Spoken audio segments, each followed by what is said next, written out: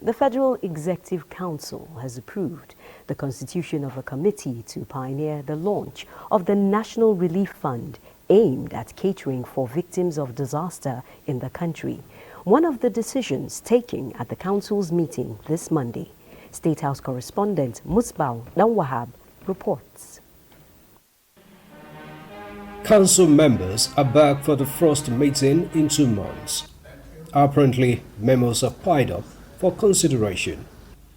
And with first-hand information from his sympathy visit to Maiduguri, President Bola Tinubu was poised for immediate action as the council deliberated on the causes of the Maiduguri flood disaster vis-a-vis the response efforts of the government ministries and agencies. Gentlemen of the press. At the briefing anchored by the Minister of Information and National Orientation, Mohammed Idris, the Minister of Agriculture and Food Security reported on the effort through his ministry, including the release of grains from the National Reserve. After Mr. President's visit, he also approved the immediate release from the National Strategic Reserve of 100 trailers of rice, 50 trailers of maize, 30 trailers of sorghum and 20 trailers of millet. And that's in the process of delivery. Half of it has already been delivered and the delivery is ongoing.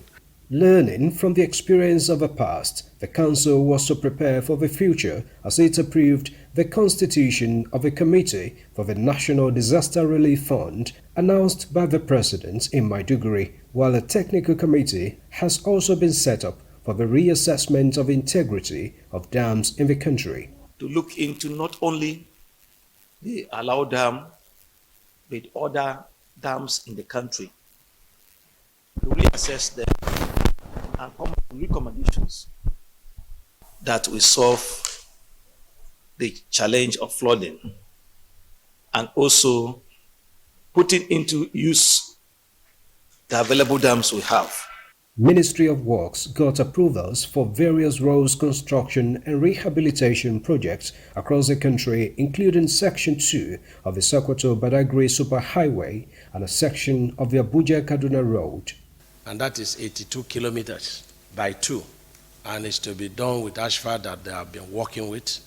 And the third section is Buat, which is just 17 kilometers to be done on concrete. And so today, FEC approved that of Jolobeja because the other 2 were not before FEC. And so for a total contract sum of 740 billion.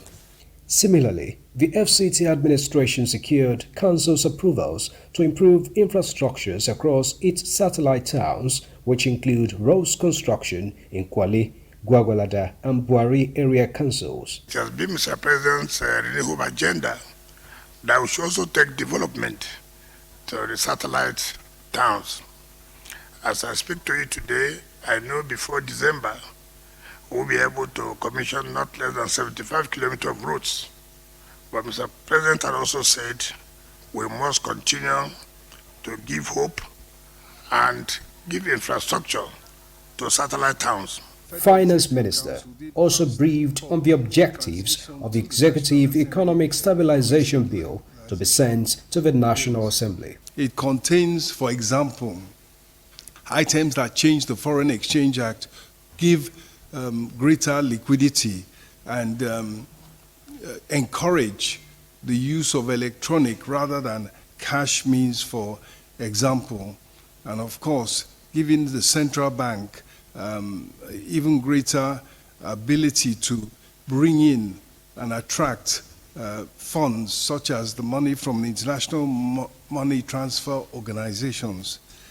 Therein is also a proposal to amend the Companies Income Tax Act to allow Nigerians with the skills and relevant relationships to provide services to foreign companies while they live in Nigeria. From the State House, Musbau Dan-Wahab, NC News. Still